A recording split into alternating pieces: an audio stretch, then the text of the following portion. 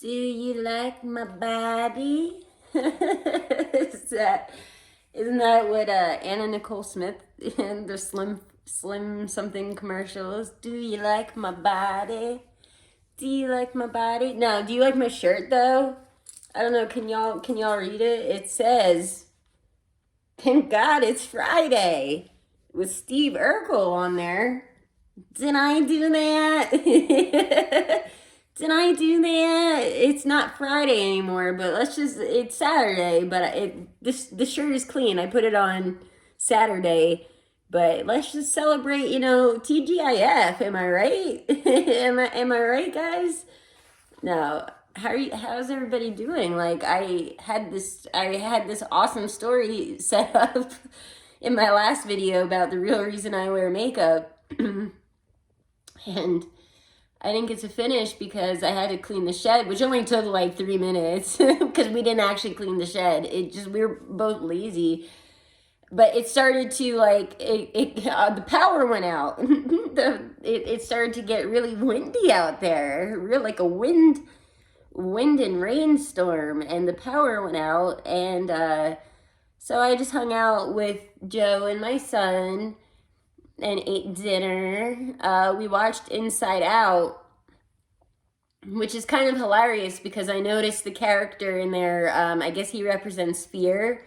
He has a black and white checkered shirt with a like a maroonish bow tie. You guys have to go look at my other videos and see what I'm wearing. Isn't that funny? Like I don't know. I thought that was funny. But like, what's up? Like, yeah, I guess I'll just continue with this story that I was going on. If you haven't noticed already, I have ADHD. All right, sometimes it's hard to I say I'm gonna do my makeup.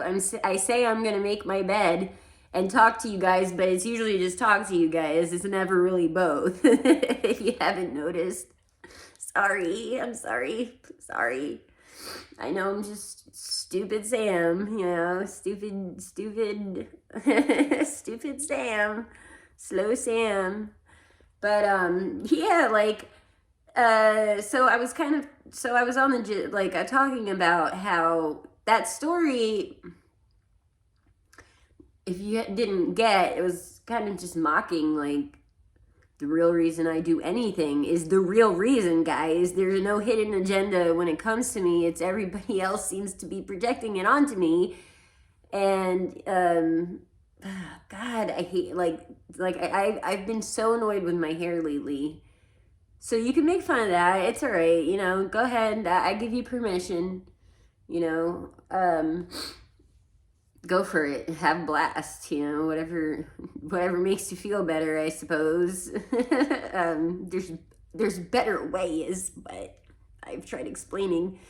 But yeah, no one for the longest time, no one listened to me. I was talking about Ariel and the Little Mermaid, and it's so interesting because that actually is what one of the names my mom had picked for me.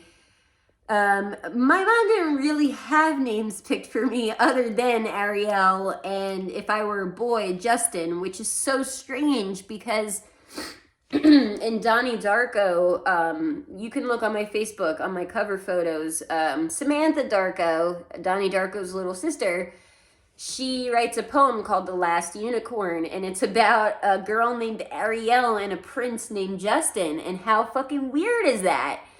I thought that was the weirdest thing because those were the two names that my mom had picked for me. And I think Brooklyn was another option, even though nobody from my family is from Brooklyn. We're from Bronx, okay? Bronx represent. Yeah, my dad is from Bronx, New York. James Atori. He is from Bronx, New York. My grandma is from Texas, okay? The German mean grandma. She's from Texas, and my dad's side of the family moved to Bronx, New York, many moons ago. But how I got my name, Samantha, is actually my sister named me. My sister's name is Dawn, okay, guys? My sister's name is Dawn, okay? And she picked my name because of Who's the Boss. Like, guys, TV and media have like ran my life from the beginning. Like I said, since before I even opened my eyes. She picked my name from the character Samantha on that show. What's the actress people like her? Samantha was the character's name. I guess she's kind of spunky and whatever on Who's the Boss. That's who I am named after, technically. Okay, that's how Samantha Torrey got her name. Kind of funny, right? But the whole Ariel thing, I mean, I've always related to Ariel because because how could I not? Again, the whole hybrid sprite human or hybrid being chasing that D, you know? Man, willing to get cursed over some D? That's rough. That's my story. But yeah, Ariel is just relatable because just it felt like nobody would listen to me. Like there'd be times where I would I mean, even in text, okay, I get that voice speaking, you know, I can kind of ramble, and people in general, it doesn't have to be because you have ADHD or anything. It could be social anxiety, which most people have, whether you want to admit it or not. You know, there's so many senses that you're trying to pay attention to when you're interacting with people face to face. You know, you're trying to be polite. Well, you should be. You're trying to engage with them and seem receptive. You know, there's a lot going on. So I understand that in physical face-to-face conversation, things can get lost in translation. However, in text, I feel that really shouldn't be the case. If somebody says something like, help, help, I'm in danger in text, there's not much to like mistranslate. You know, I just feel like I'm just trying to think. There's so many examples where I'm like, what is it was like there's a curse put upon me where people weren't respecting the words that I was saying nor typing. You know, just even basic things like I don't know. I mentioned that neighbor, the single white female neighbor. She's huge example. And you want to talk about like energy vampires. That's why I refer to her as a minion, because do you guys have experiences with people like that where, I mean, I told you she's a literal neighbor, or was a literal neighbor in my complex. Okay, so all summer long, she's spending the whole time outdoors with me. And then I would come inside because, you know, it's like, okay, time to get my son a bath and bedtime and, you know, me time. That weird thing called me time that I like to participate in. And she would be messaging me like it just was like, I'm a walking bitch magnet. I have it on my Facebook. Walking bitch magnet I am.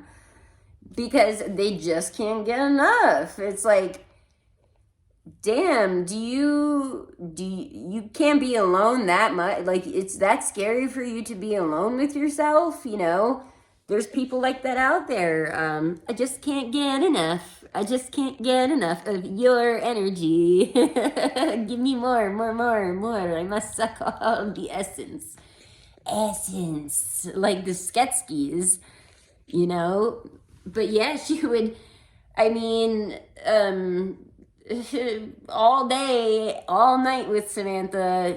Samantha would come indoors and bombardment on Messenger. And should I speak up and say, no, I'm not coming outside until 11 o'clock, or no, I'm not coming outside until my nails are done, or no, whatever it is that I said, very clear and direct.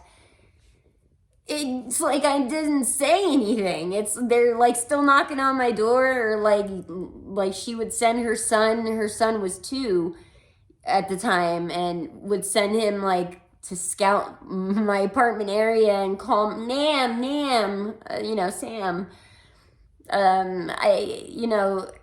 So even though I would say like try to put some boundaries down, basically is what I guess that's the gist of this. Boundaries is kind of what I'm talking about. I'd call it words, but boundaries is the gist of where I was going with this.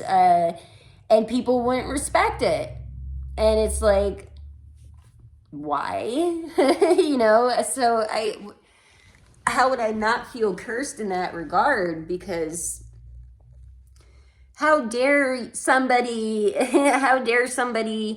it's the same with breaking up with people, guys. It always comes down to me having to call the cops to kick somebody out, because it's like, hey, I don't think we're working out. I don't want to be with you anymore. And the person would be like, no. Excuse me? Huh? No.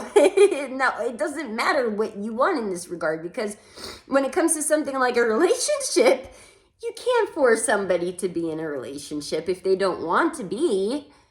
Talk about boundaries. Does this sound familiar, people out there? How does that happen? And aside from disrespecting my boundaries, how about your own dignity?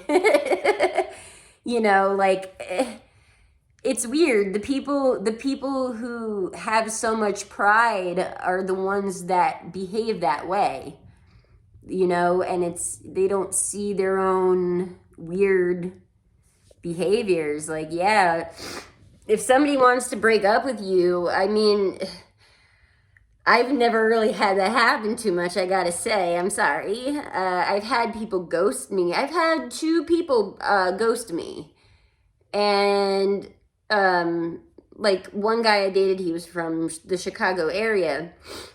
And I went over there to visit. It was a long distance relationship, and he went to Chicago, found out he had a kid. He lied about that. And it was like, why lie? Like, that pissed me off, because it's like, why? It's not the fact that he had a kid that bothered me. It was the fact that he lied about it. Like, if you're lying about stuff that serious already, then why would I trust you with, like, I don't know. That rubbed me the wrong way. And so I guess it just kind of put a dent in our relationship, our short-lived relationship anyway. But he ended up just slowly but surely, just talking less. And then he was not answering at all, like, my messages, which that does, guys, like, that's so rude to do to people. The only time I've ghosted people was because I've told them 101 ways, the truth of the matter is, I don't want to be with you. I don't love you. We're breaking up, and they wouldn't respect it. So at some point, it's like, ugh, disappear like a ghost. But it's really fucked up when people do that, especially this day and age when you have text. Like I said, it's hard enough speaking face to face with people, or even phone to phone, like in the old days, phone convos. Now we have text. What is it to shoot like, you are that cowardly that you can't be tough in a text? That's weird to me, guys. But so this guy, he did that. He just was like not responding.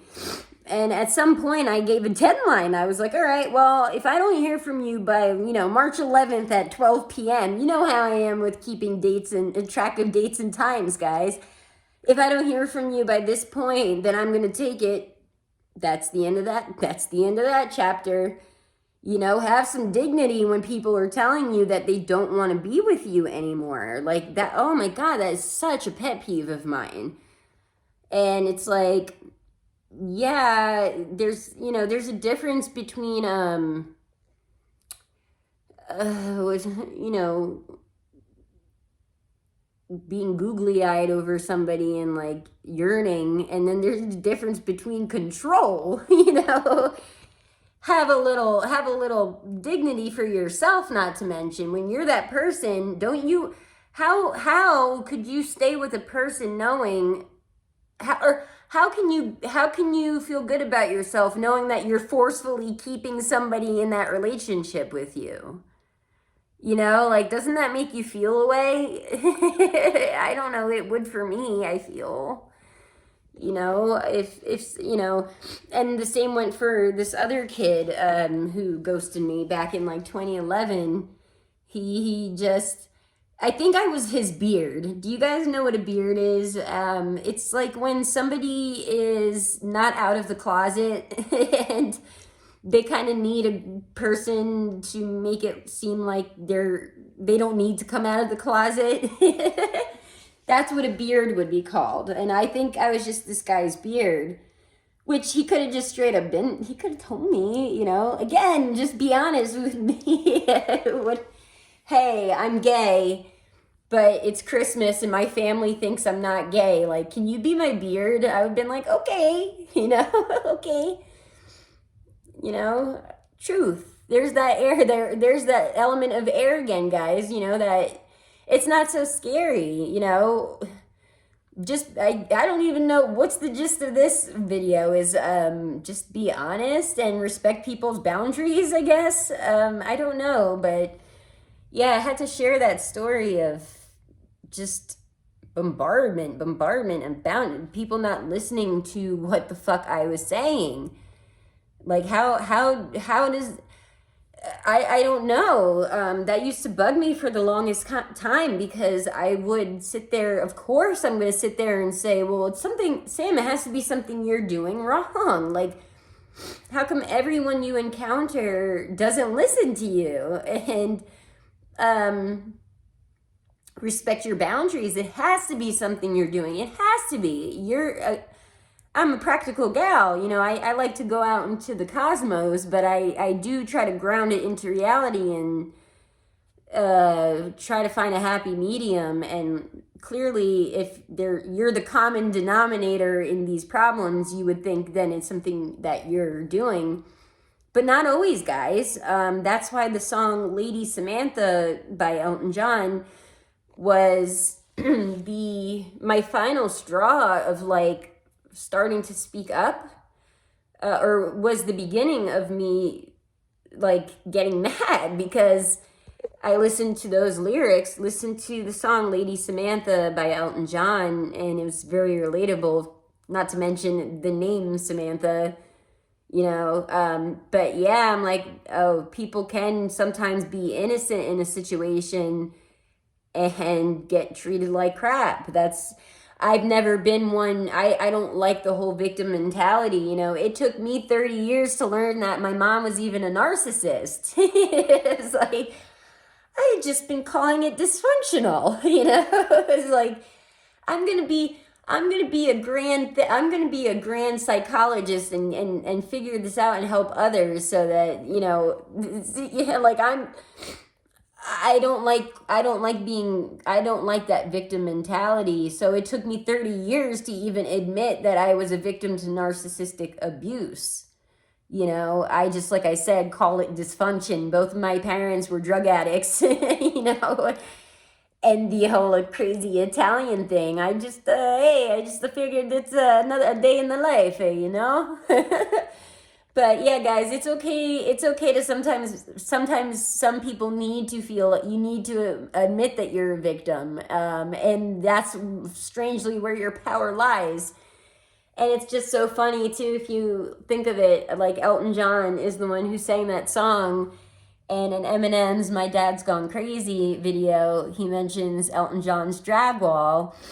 And it's like, again, there's that symbology within song lyrics, and patterns and metaphors. They're all out there for you guys. Seriously, like start go Google Google right now, or go on if you have iTunes, go to iTunes and search your name.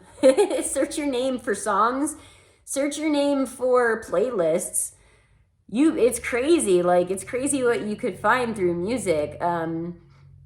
Thank you, musicians, I think. Thank you. But yeah, I just had to finish that story on just people not listening to me. And if how you could fix that, guys, is you have to be a bad guy. You have to be nasty. It's not, I know it's hard when it's not in your nature to like be aggressive, but that's what people think you are anyway. So fuck them, I guess, is the gist of this message. Be who you be and fuck away everyone else. Deuces.